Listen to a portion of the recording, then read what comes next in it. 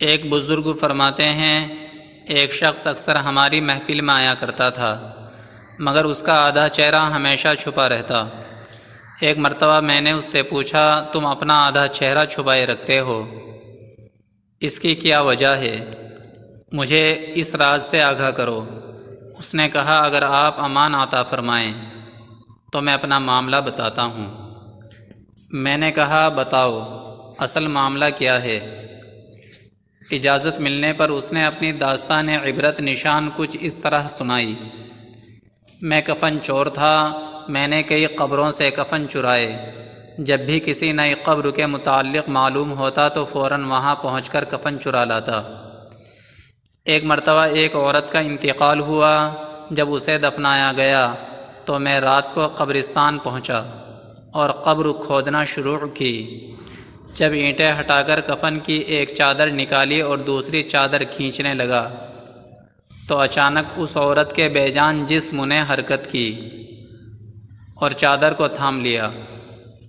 میں نے کہا، تمہارا کیا خیال ہے کہ تم مجھ پر غالب آ جاؤ گی؟ ایسا ہرگز نہیں ہو سکتا۔ یہ کہہ کر میں گھٹنوں کے بل بیٹھ گیا اور پوری قوت سے کفن کھینچنے لگا۔ یکایک عورت نے ایک زوردار تھپڑ میرے چہرے پر مارا۔ درد کی شدت سے میں بے قرار ہو گیا اور میرے چہرے پر بہت زیادہ جلن ہونے لگی۔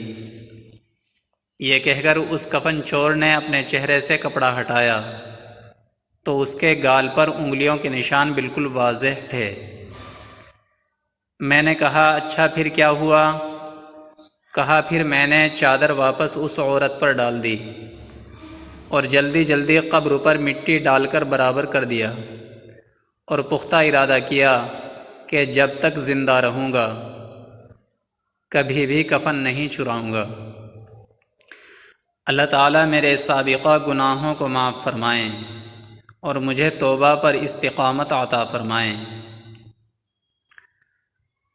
محترم ناظرین، اگر آپ نے ہمارے اسلامک مفتاحی چینل کو ابھی تک سبسکرائب نہیں کیا ہے تو آپ براہ کرم ہمارے چینل کو سبسکرائب کر لیں تاکہ آنے والی ہماری ہر ویڈیو آپ تک بروقت پہنچتی رہے، اور اگر ویڈیو پسند آئی ہے تو لائک اور شیئر کرنا نہ بھولیں۔ بہت شکریہ۔